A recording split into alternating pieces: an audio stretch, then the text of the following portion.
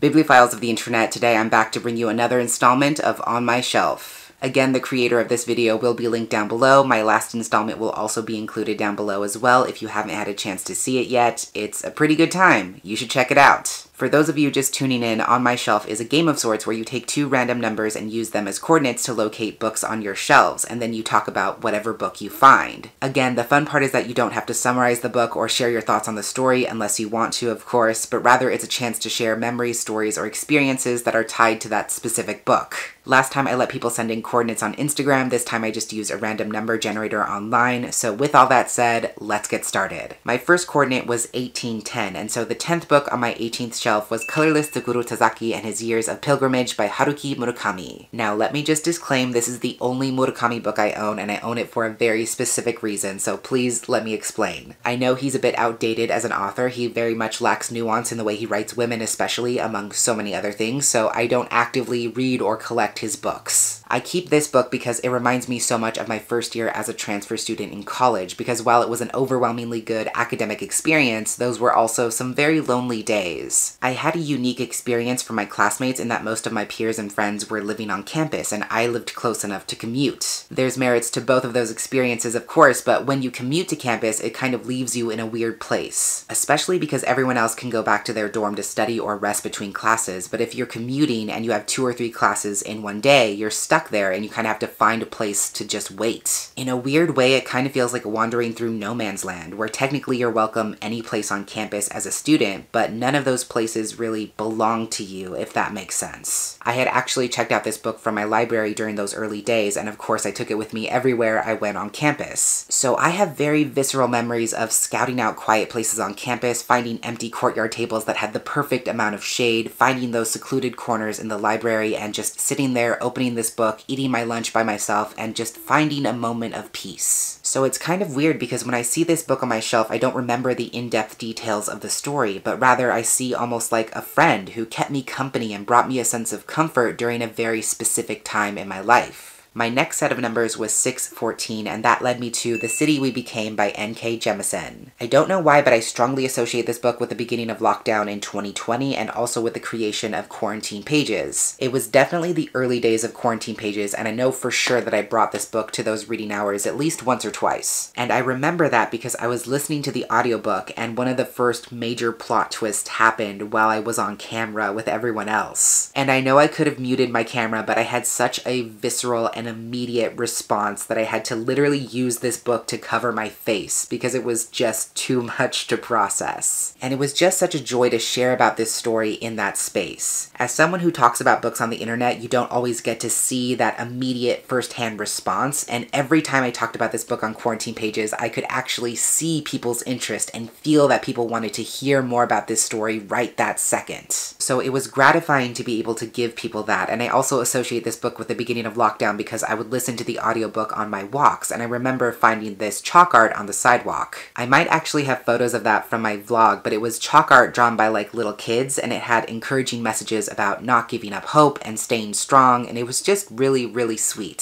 So I also think about that art when I think about this book. The next coordinates were 223, and that brought me to Kingdom of Copper by S.A. Chakraborty. I'm pretty sure that I read all 3 books in this trilogy for different rounds of Tome Topple, and if I'm remembering correctly, I read this for round 8. At the time, I was working at a high school, and I remember taking the physical book with me to work, and I couldn't keep it in my backpack because it was so huge. And I remember reading this in the back of a science classroom. It must have been while the kids were either watching a movie or having some free time, because teachers I worked with would let me just do whatever I wanted during downtime, and of course I would use that time to read books. It's me, what else am I gonna do? There was this one kid who asked me what I was reading, and because I didn't have the dust jacket on, I just showed him the title on the spine, and when he saw how big the book was, he totally lost his mind. And then he asked me what it was about. I told him, and he was like, you know, that sounds great, but I think you're doing a little bit too much. And honestly, How do you disagree with perfect logic? And also, shout out to one of my wonderful friends, you know who you are, who lives in the UK and who very kindly sent me the entire trilogy in the UK editions, which you really and truly cannot find anywhere on the internet.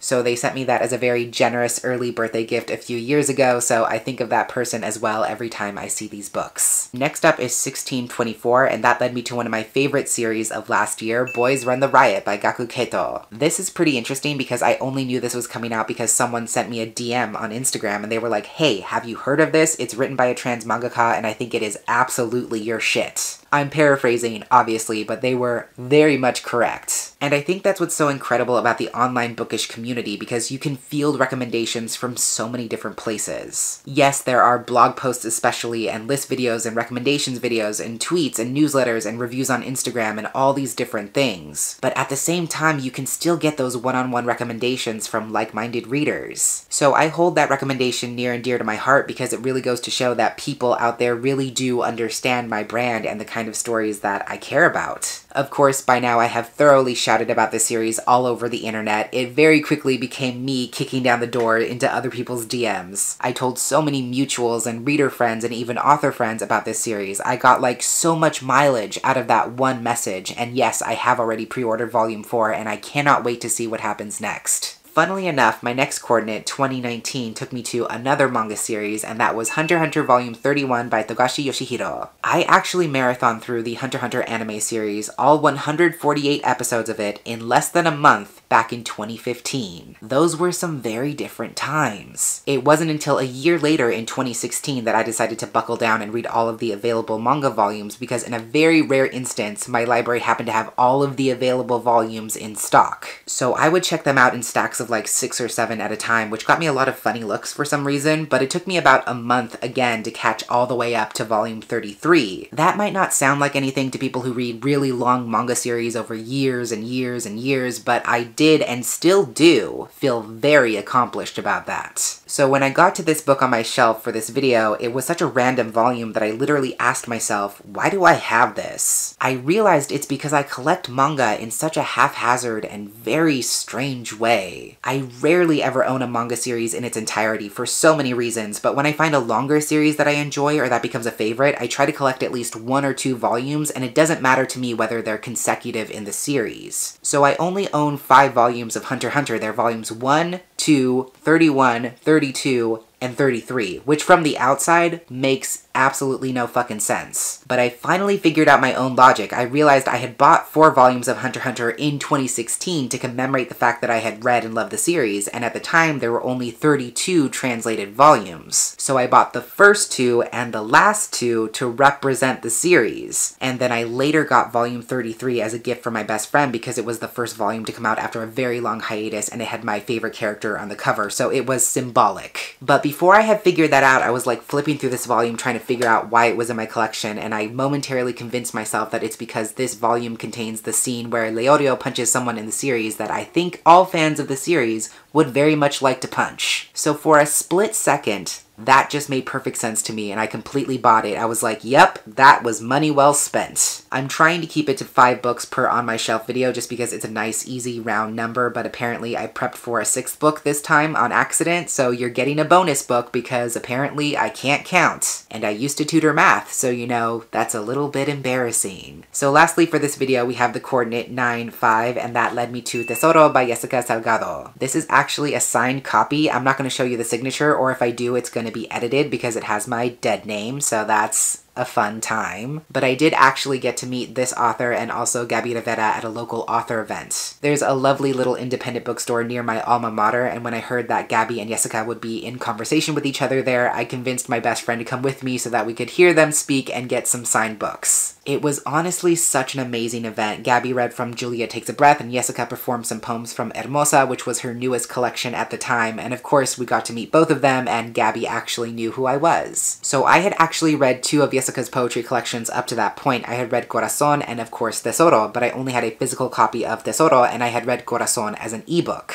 So I brought my copy of Tesoro with me, which I wasn't supposed to do, so don't tell anyone, and then I bought copies of Corazon and Hermosa at the store for Jessica to sign. Why does this matter? Because while Jessica was signing my books, we were talking, and because I already had a copy of Tesoro and she could see it was all tabbed up, she assumed that this was the only work of hers that I had read. So I remember that she was very kindly telling me that she really appreciated people who started with Tesoro because it was a bit more intense and requires a little bit more discipline to really appreciate, in her own words. And I was just overwhelmed by her presence because she is absolutely amazing. So I'm just being polite and agreeing with her even though I did not do this thing that she's giving me credit for. But she was very kind and so was Gabby. They had fantastic energy and I'm just really glad that we went and had that experience. So there you have it. Those are not 5 but 6 more books from my shelves and the stories behind them. If you've read any of these books yourself or if you've had any similar experiences, I would love to hear from you in the comments. But that's everything I had to share with you for today. Thank you so much for watching, and until next time, educate yourself, be kind to yourself, take care of yourself, and I will catch you on the flip side of the page.